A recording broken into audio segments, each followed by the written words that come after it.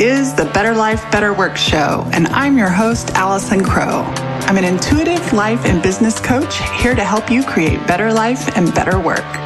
I help super successful people, the recovering overachievers, put the soul back in their lives, and I help soulful people create success. On this show, topics range from the mystic to the logistic, and our content will support your being and your doing while on your path to create better life and better work. More is not better. Better is better. Welcome live Facebook viewers and replay viewers. When I breathe into that, I want you to know that I remember that there are human beings on the other side of this technological transmission. And right now, as I slow down my breath and my energy while maintaining the flow of ideas and insights that I want to share with you today, I am just connecting with each and every individual one of you. So today, it's February 19th. A couple random facts about February 19th. It's the anniversary of my soul dog, Hank. Hank was an American bulldog that I had for 12 years. He was the one that got me into rescue. He was not a rescue dog. He was a backyard breeder dog. And I had a lot of trouble with him. And he was a mess and became an aggressive dog. But I spent a lot of time learning about dogs and falling in love with them and creating a life in a world where I got trained to create a world where he could live a full life. So today is the anniversary of my sweet Hank soul dog, his passing. And if it weren't for Hank, I wouldn't have rescued Leroy Brown and done all the other rescues. And then today is also the anniversary. Last year on this day, I had plastic surgery to have my giant unicorn horn removed off my forehead. I think that's funny. So here's what we're talking about on the podcast today. That is not what we're talking about. I mean, I'm just sharing some chit chat with you. But what I want to share with you is a reminder to stop looking back. And why I'm sharing this with you is because I spent a week last week, well, actually Monday through Thursday, I spent Monday through Thursday with my new coach and mastermind sisters. I'm in a high level, very expensive and very powerful mastermind. And we have 3 retreats this year, and we had the first one last year. And I had all sorts of experiences, and I have come away with 2 major takeaways. And this is the most impactful one with you I could share. Since then, so really at the retreat, we just did a lot of nourishment. We did a lot of healing before growing. The theme was connecting. And in the connecting, I'm in the room with 12 other highly skilled human beings. So not only do we have our coach, but each person in the room has skills, and they are invited to give me feedback and contribute to my life as I am theirs. And so our coach really trusts us to give to each other. And one of the things that my colleagues, especially one of them, gave feedback to me. And it was eye-opening and proves to me why it's so important to get in new rooms. And the feedback that she gave me was something I know and teach, but essentially I got caught with my pants down. And she said, I see you looking at the past for evidence of your future success. I see you when we talk about what's deep and true for you and what's holding you back. I think one of the questions that our prompt was, if you knew you wouldn't fail, what would you go after with 2 hands? And immediately when I think of that, I don't think about what I would go forward to, or I wasn't at the time. I was thinking about what would stop me and what stopped me in the past. And then it was funny because when I got back, that I saw a client just defending how it's always been in the past. When I got back, a friend of mine posted a quote by Nipsey Hussle, like, you're cheating on your future with your past. It is coming up everywhere.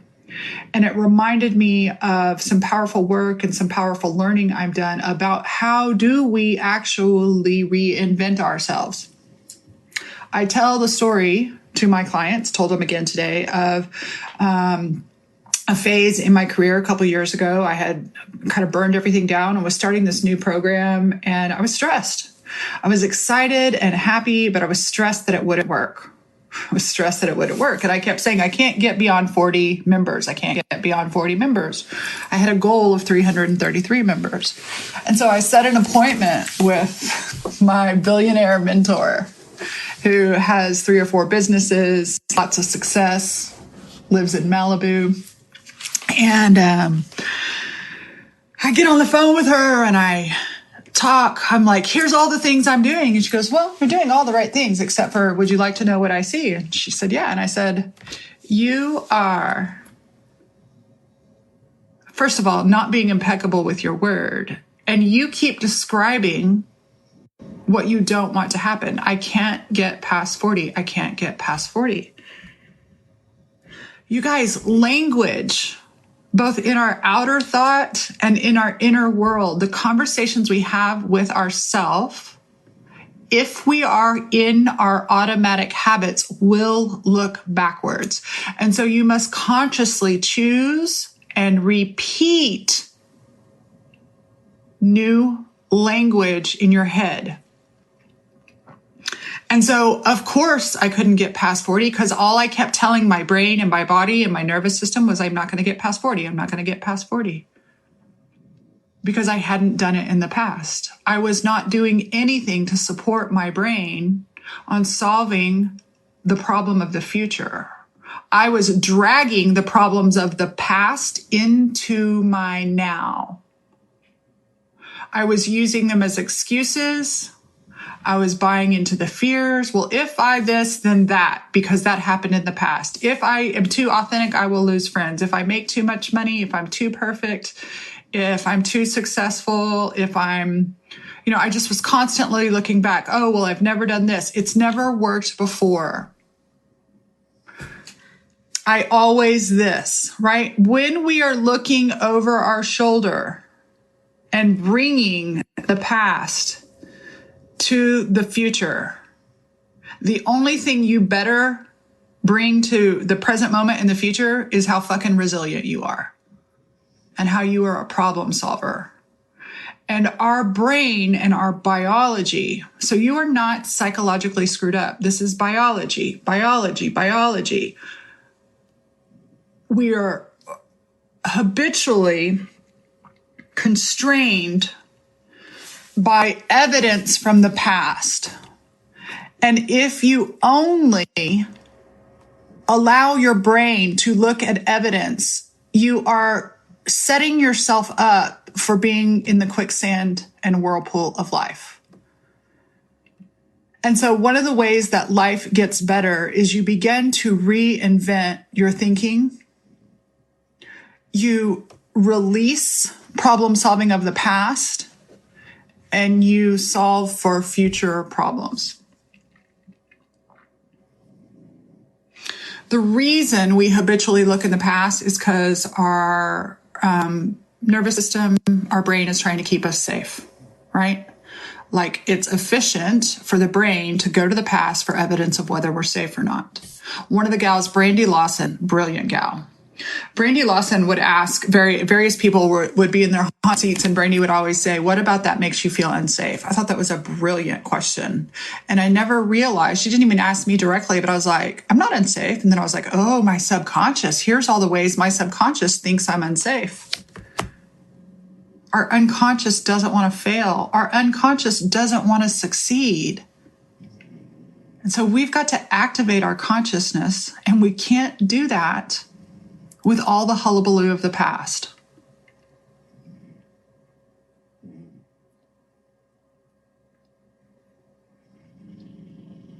It was interesting. I don't know a whole lot about astrology. There's so many tools out there, and all that really matters to me is not the tool, but the truth that comes from it. And one of the things that came up, I'm an Aquarius. I don't even really know what all that means. I know when Aquarius are, but I can't even remember the personality types of Aquarius. But apparently I'm a Scorpio moon and a Scorpio rising. And you know what scorpions do? They stab themselves with their stingers and they kill themselves. And so my friend that actually gave me this feedback, she said, in your language, you are always referring to the past, whether it's the past of your parents or the past of your grandparents or the past of your business or your past. And I was like, I am?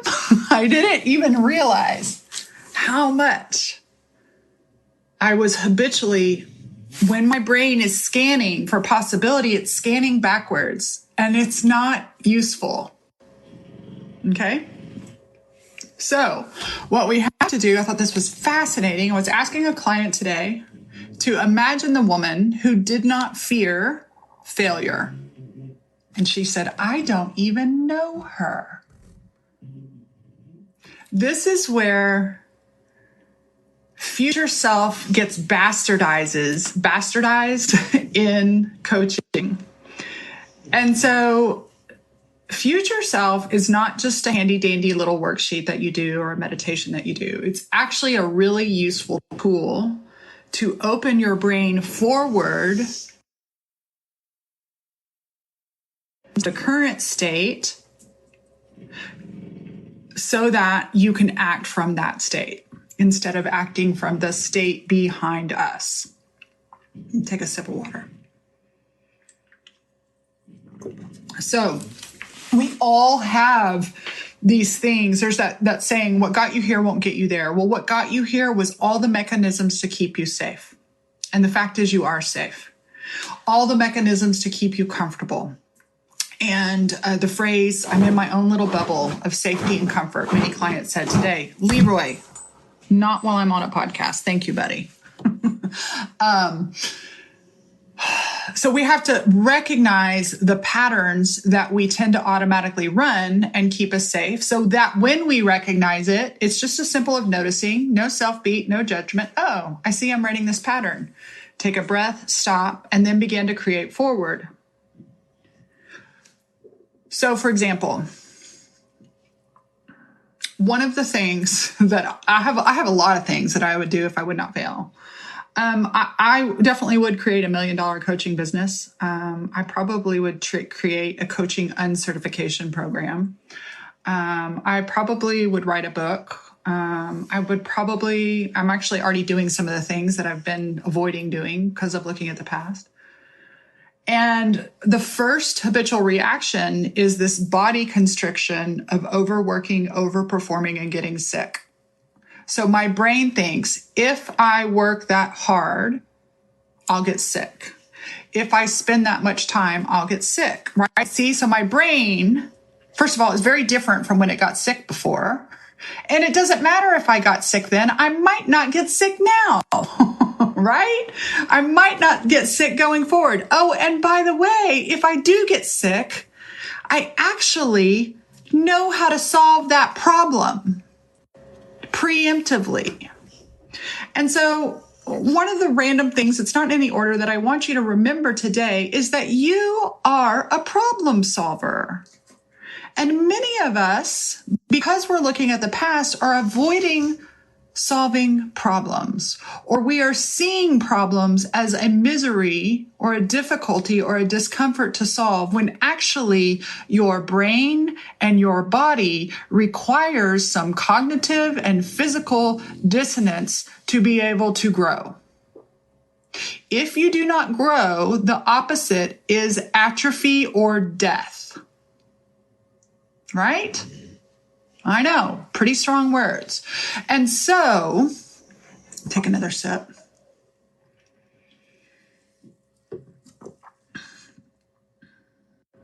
My job and your job is to begin realizing that our thoughts create our reality. Our thoughts literally tell our brain the conversations we are involved in, both in our communities and in our quiet times and in our own little world, are creating our realities. This is not mumbo jumbo. It's how the brain interprets information and sets you up to be safe. So we have got to remember that we are safe. Number 2, solve future problems. Solve future problems now. It makes it easier to go forward. And then number 3, we have to start recognizing the version so let's say I want to build a $10 million coaching company, not just a business, a coaching company. Ooh, that even feels scary to say. Like my nervous system goes off, right? My nervous system goes off with that. My nervous system immediately, here's exactly what happened. My habitual thinking, I'm here talking about it, and my habitual thinking already spun the mental and visual Rolodex of all the times I've failed hiring people and said it won't work. It's dangerous. That's so funny. Literally right now, live, that happened.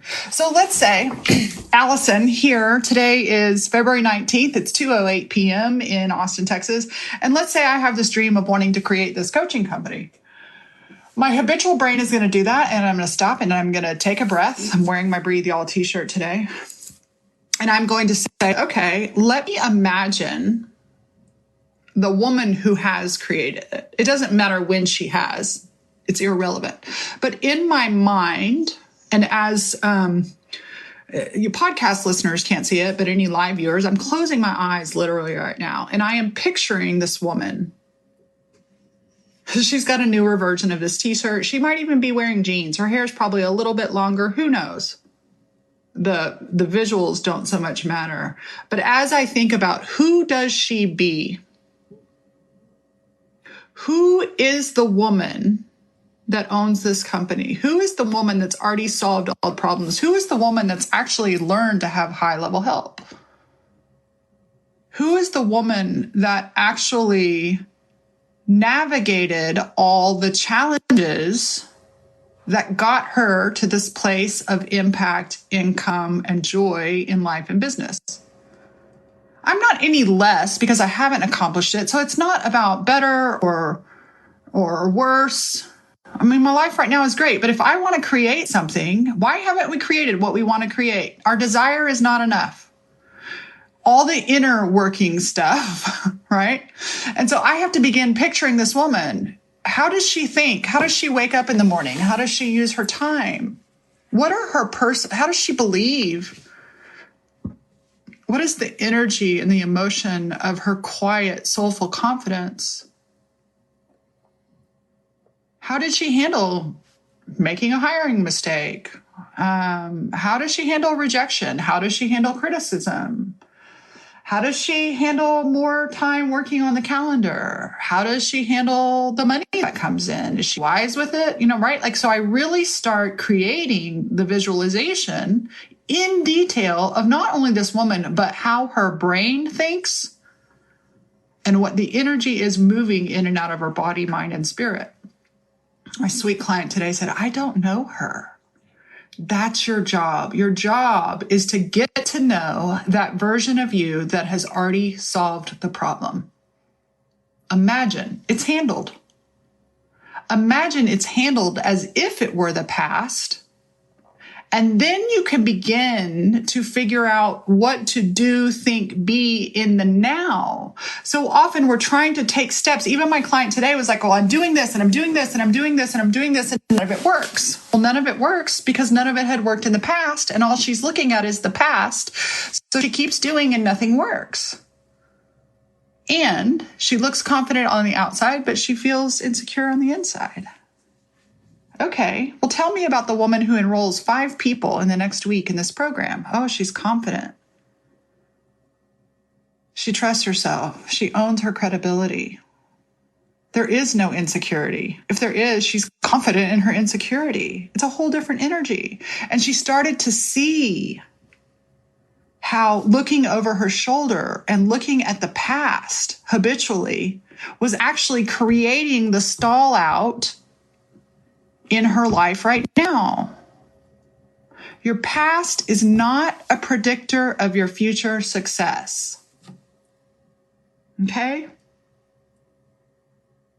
The one thing I can tell you is that if you look at your past, you're still effing alive.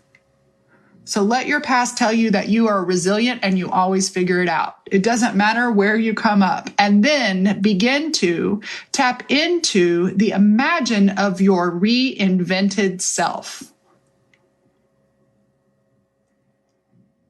Your reinvented self. Who is your reinvented self? Who does he or she be? How does she move in the world? Who does she hang out with? What does she think? What does she write in her journal? How does she handle problems? How does she handle small problems? How does she handle huge, giant, out of her control problems? How does she handle discomfort? My coach did a podcast this week, and we had this conversation this morning too. It was like, quit wanting ease.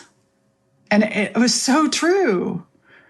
Wanting things to be easy makes it harder. Change your habitual thinking about ease and hard. What if challenge was exciting? What if harm was just hard was just what you do? You'll realize we all do hard things every day. Parenting is hard. Running a business. I love my sweet clients. I just want it to be easy. I just want to make $100,000 in it to be easy. It can be easy. All the marketing out there says, ooh, it can be easy. No, it's hard. And what if hard is not bad? Hello, fuzzy. There we go. Okay, what if hard is not bad? We've made up in the past that hard is miserable, that discomfort is miserable. And what is discomfort and hard are just fine? What if they're neutral? But we can't even imagine it because we're so busy looking over our shoulder. And can you imagine carrying all those thoughts that are not useful? I don't want to call them bad. They're just not useful. Are they useful? The thought that you're thinking, what is the thought that you're primarily, when you think about your big dreams and your desires and your goals, what is the primary thought that stops you? Usually afraid of rejection, fear and doubt, fear and doubt, fear and doubt, afraid of rejection, afraid of success, afraid of being isolated from the tribe, being afraid of not belonging, being afraid of not doing it right, being afraid of it working and then falling it apart. I see people afraid of the other shoe dropping, like they have success and they have no capacity for joy. And we're so worried about eliminating our capacity for hard. There is no energy left over for the capacity of joy and success.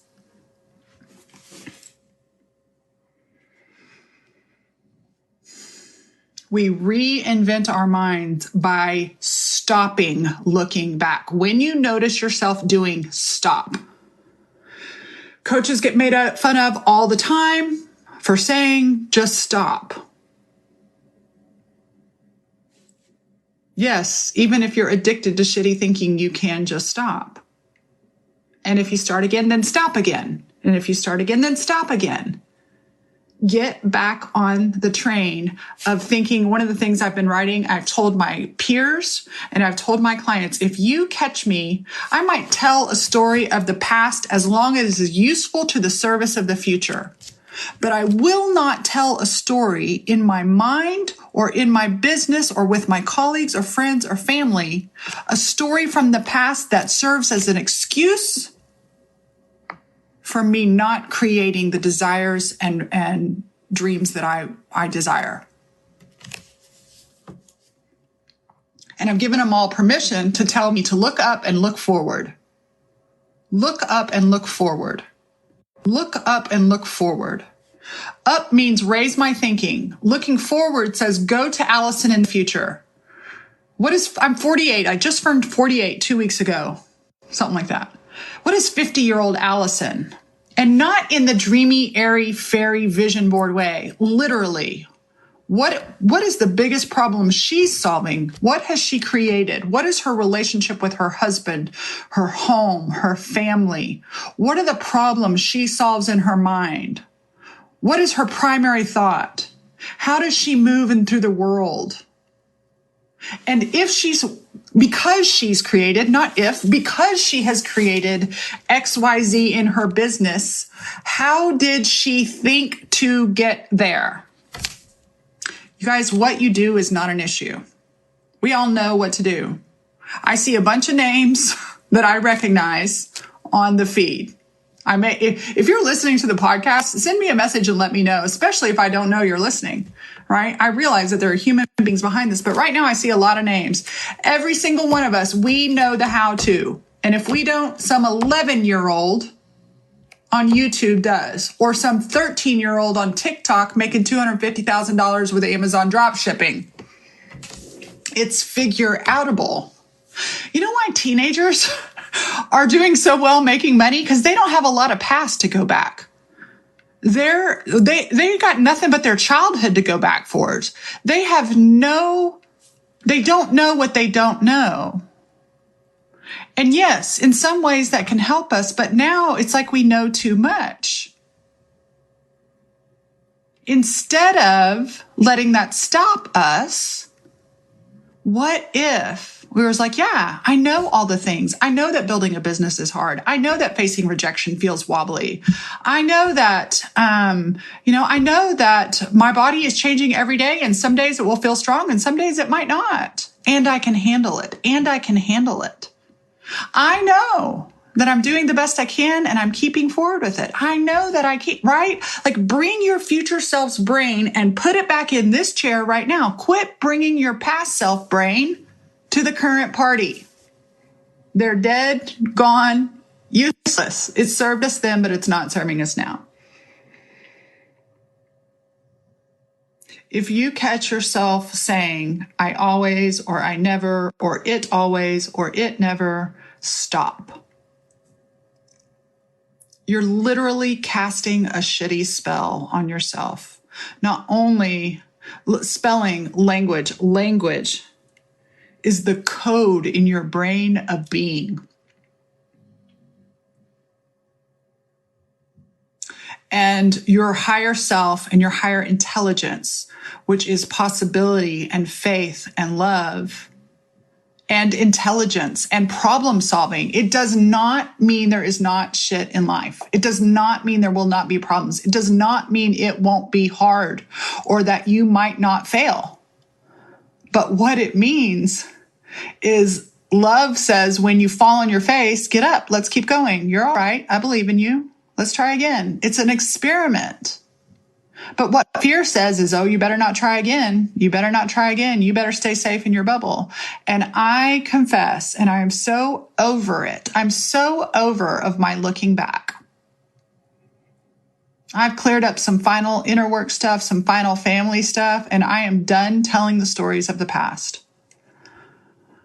And I want you to be done too. And you know what?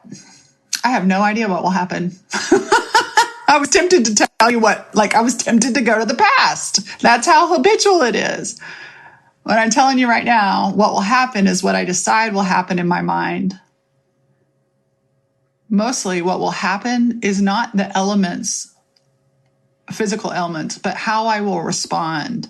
I am vibrant. I am brilliant. I am genius. I am resilient. I am wise about the balance of rest and healing and go, go, go. I can go just fine. And if I get hit by a brick, I'll figure it out. Accept everything, reject nothing. I don't know if that really fits here, but right now, the only reason to look back at the past is to remind yourself that you're resilient, that your resiliency is your safety, and begin to create new problem-solving thinking. Quit reminding yourself that it's hard and start reminding yourself that your brain actually loves to learn new things. If you don't have, let me see what this little thing on my computer says. There's a girl, Hey Amber Ray, and she has this little image that she drew. It's a standard psychology thing. We'll see if my computer will pull it up. And it's like a little chart. And if you have very low challenge and very low skill, you get anxious.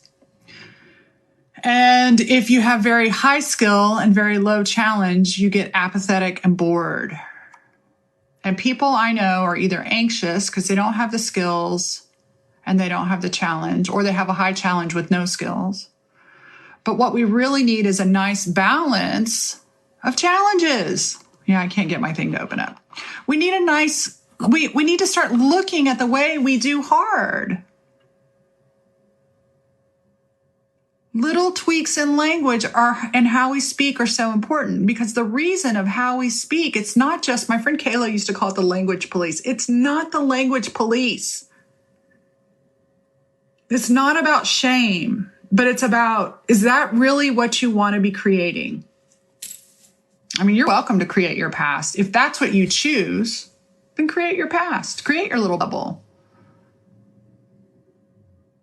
Is that what you really want? Okay. If that's what you want, great. But if it's not what you want, then start up-leveling your conversations with others and with yourself. Start looking for possibility. Another wise thing that came out of my mastermind yesterday was misery loves miserable company. There's a thing called the crab effect. I learned this one from Christina Merkley in 2010 or 11. The crab effect is if you put a bunch of crabs in a bucket and one of them starts to get out, all the others will pull it down. It's getting out of the bucket. All the others will pull it down. And so unfortunately, our habitual thinking and the habitual thinking of mass consciousness and society is going to try to pull you down. And your job is to think beforehand, solve the future problems of when that happens, I'm just going to keep going. So please begin to think beyond the constraints of your habitual past-facing language, memories. Stop the habit of looking at the past for evidence of your future possibility, because all you will ever get is what you've ever gotten. And what you've gotten might not be bad, but if you're frustrated because you have not yet created, it's only because you are going to a very limited scope of tools, which is your past. And there is so much more in front of you to be able to learn, to be able to grow, to be able to do, to be able to shift. I know this sounds all theoretical, and I can think of so many ways that I have made habitual thinking completely different. It's really fun. It takes practice. But here's the other thing. I'm done. My last podcast episode, if you heard it, was one of the most brave things I've done. The boring stuff. I used to fear the boredom. I used to avoid the boredom. I used to only need to work out of inspiration. That made things harder. I thought it made it easier, but it made things harder. And so I decided to quit avoiding accountability, quit avoiding consistency, quit avoiding support, quit avoiding structure. It's not dominant in my life, but when I allowed those things, I was like, what if I became a woman who allowed high-level help? How does her brain work? What if I had a marketing plan that I followed instead of inspiration? What if? What if? And I began to envision that woman in my mind. So what I'd like for you to do is take a breath with me. And I want you to think about that thing, that desire, that achievement. It might be an achievement in your business. It might just giving ourselves for concrete sake a benchmark. It might be finding the partner of your life and growing with them. It might be a money goal. It might be an impact goal. It might be adopting a child goal, whatever it is. And as you begin to think about it, I want you to notice your habitual thoughts. Just let them float up in little clouds that come by and see what comes up, along with the excitement, because I know some excitement's going to come. But as that excitement comes, that excitement is like that little crab that wants to get out, and all the negative thoughts and all the past thoughts pull that excitement down.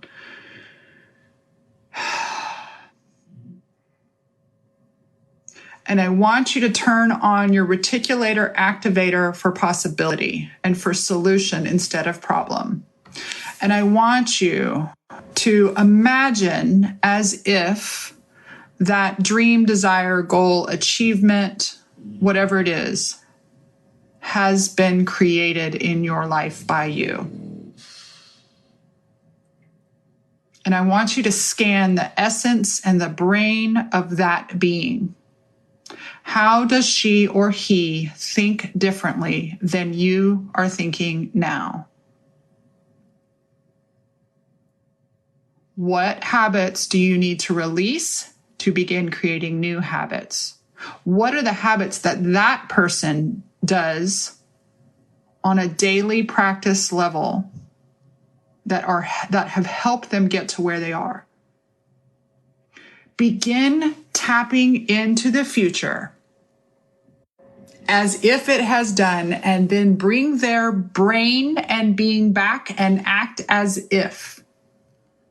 Act as if. So what we do is we take our future self and we embody, which means we literally, physically, emotionally, all of our body, we behavior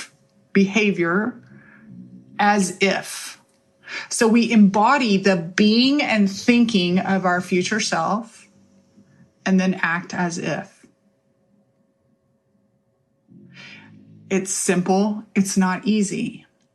This is why we practice. This is why we get in rooms with one another. This is why I told a client today, I was like, she's really lonely. And I was like, I think, not only do you have your online groups, but I think it would be really wise for you to invest in a co-working space. And her brain's like, I don't have any money. I don't have any money.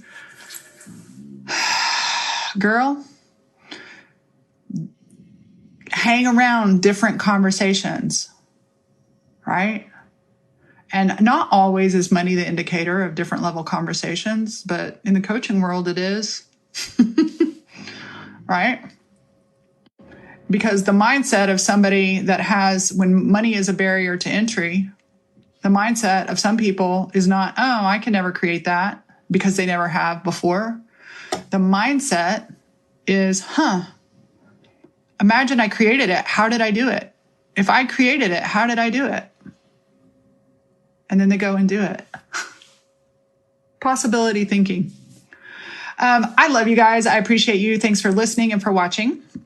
With that, I want to let you know about a couple of opportunities.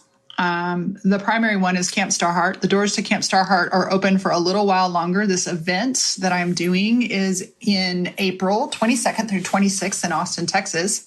It's a way for you to get in the room with a high level conversation. And our theme is both and, being a woman of range. I'm really excited because a lot of the content is the ideas and the conversations are being downloaded about giving ourselves permission to be a person of range, right? Instead of fixed, instead of only looking at the past, we can see the range of options for who we can be.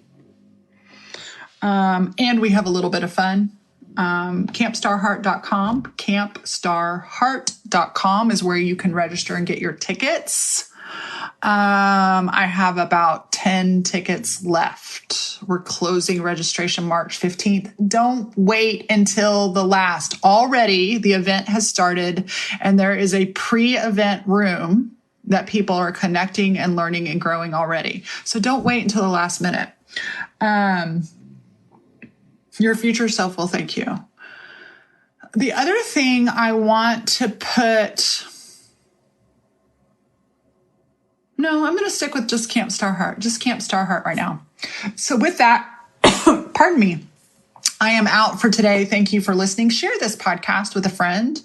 And if you listen, feel free to take a screenshot, share it on social media. If you learned something from it, send me a message on Instagram or Facebook and let me know what you learned today. Let me know what you're committed to doing and what old thoughts are you letting go of and deciding. As I told my clients today, I said, I am sick and tired of tolerating my past thinking. I'm done. I'm complete. I'm over. Future thinking. Bring my future thinking to the now. It's what I'm doing. So tell me what you learned. Tell me about your future self. Tell me about how their brain has solved these problems. Tell me what you learned and got out of this episode today and what you're going to do with that. With that, I'm out. Thanks for spending time with me. I'll see you next week on the Better Life, Better Work Show. As always, thanks for listening. Totally appreciate you thinking about somebody who might really love this episode and you sharing it with them. Also, I always appreciate your reviews. It's like podcast currency. It's like a tip in the jar saying thanks. And finally, if you want to share on social media a screenshot or any insights you get from listening to this episode, I will totally respond. You can share with the hashtag Better Life, Better Work Show. This show is sponsored by my 3 rescued dogs, Leroy Brown, Clementine, and Rocky Potato. They're here to remind you to consider adoption when you get your next pet. More is not better, better is better.